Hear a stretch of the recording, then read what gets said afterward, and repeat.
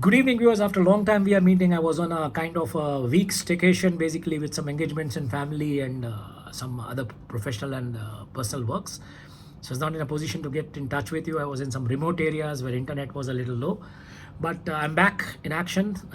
You're watching digital video news bulletin in English language of datelinegujaratnews.com.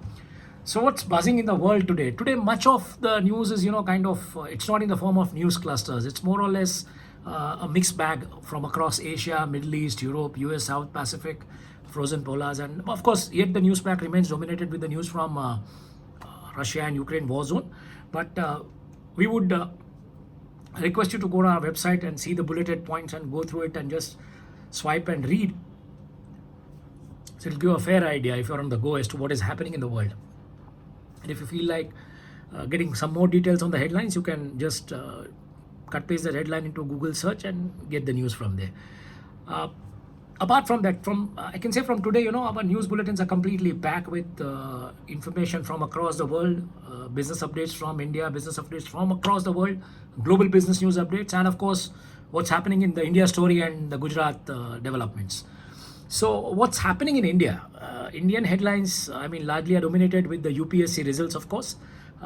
Ishita Kishore, she has stopped. And the good news is that among the top 10 contestants or the top 10 candidates who have been declared in the whose name has been declared in that UPSC merit list, 6 are female. So that's really a good news, that, the women empowerment, the agenda the government has, that's scaling up.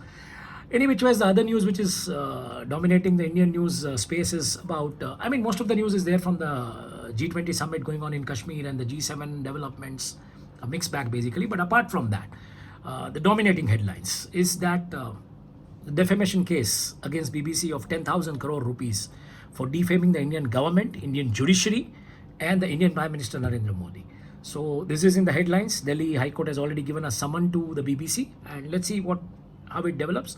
Of course, the 1993 bomb blast lawyer Ujjwal Nikam has said that there are merits in the plea of this defamation case, which is being fought by Harish Salve. So this is not going to be an easy battle on the both ends. Let's see now whom does BBC rope in as their lawyer.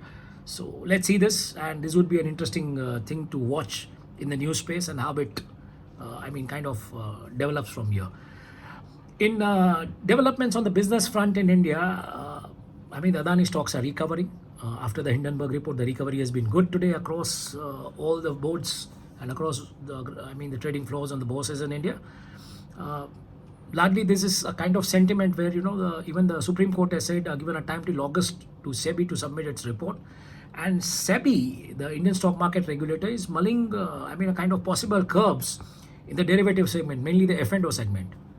In debates on Adani Hindenburg issue, wherever I had participated, be it in Gujarati language, English language, Hindi language, I had said this thing before 3 months, that I see a possibility of F&O space to be more regulated. Of course, it's regulated, but it will be more tightened. The screws will be more tightened. There will be some norms, some curbs, and that has happened on 21st. Today it's 23rd. Why we are talking about this today, I'll tell you. We are going to do a very special segment on this, a detailed segment on this, a detailed program on this as to which media outlets have taken this.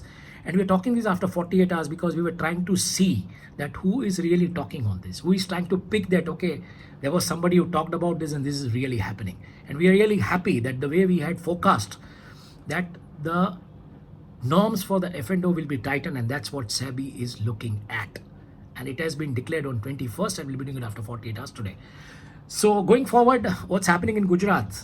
The news pack from Gujarat largely is dominated with the anti-terrorist squad operation, the ATS of Gujarat police, operation by them where they have nabbed 4 Bangladeshi nationals who were kind of engaged in radicalizing the locals, and they are having a suspected links with Al-Qaeda. That's the news report more or less in all the media space across Gujarat.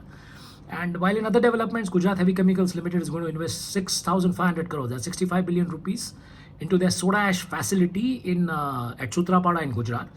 And Banas Dairy has got a honey testing lab. So this is mainly the kind of news crack from Gujarat, from India, from the world. And do stay tuned. Log on to our website, datelinegujaratnews.com. Do swipe onto the wires. You'll get the entire update of the entire world, the world business space, the India business space, the India story, and the Gujarat story. Good night. Thank you for watching us. Stay tuned. Namaskar.